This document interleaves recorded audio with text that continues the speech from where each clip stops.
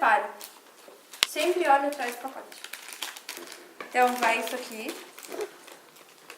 Isso daqui é o quê? A massa pronta. A massa pronta, entendi. Um de queijo. Os 2 ovos, que é bom. Sabe quebrar ovo? Não. Eu. Nada. Quebra tudo.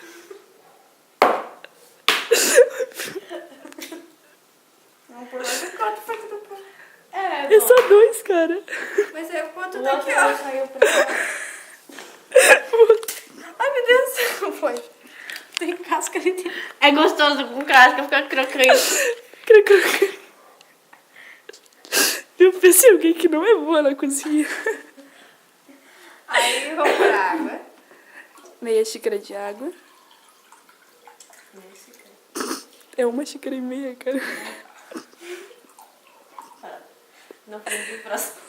Aí tem que mexer.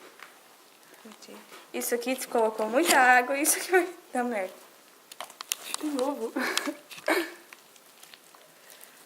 O ideal seria bater com o negocinho e depois... É que nunca ficou assim, sempre ficou duro. Michelle, pega trigo. Pode pegar trigo, né? É, tudo bem, vamos buscar trigo.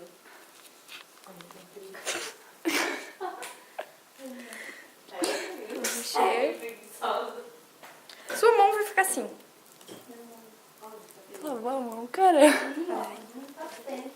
Não lavar a mão. Ela viu? Fui no banheiro agora. Pega? Vamos, Ana. É que a panelinha e os trigos são desse tamanho, cara. Não sei explicar. Meu, tu não sabe? Meu, Aqui meu. está a anaconda. Não está nada desse Tem um aberto lá, não tem? Ai, abre. Tem umas, Tá, abre pra mim, Ana. tem umas formiguinhas aqui. Mas... Ai, vamos ver se consigo abrir. Coloca um pouco aqui dentro. Um pouco. Tá bom? Cai um pouquinho.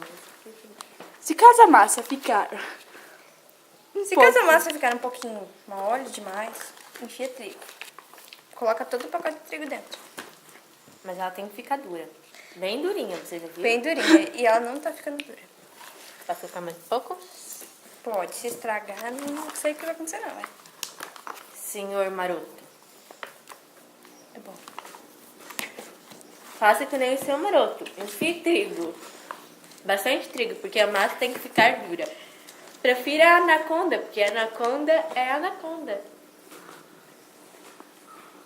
Tipo isso. Ela tem que estar mais durinha, porque eu entendo de pão de queijo. Posso colocar mais um pouco, senhor Maroto? Não, tá bom sim. Tem certeza? Absoluto. Não tem que colocar queijo no pão de queijo? Não. Na padaria eles colocam. Aqui não?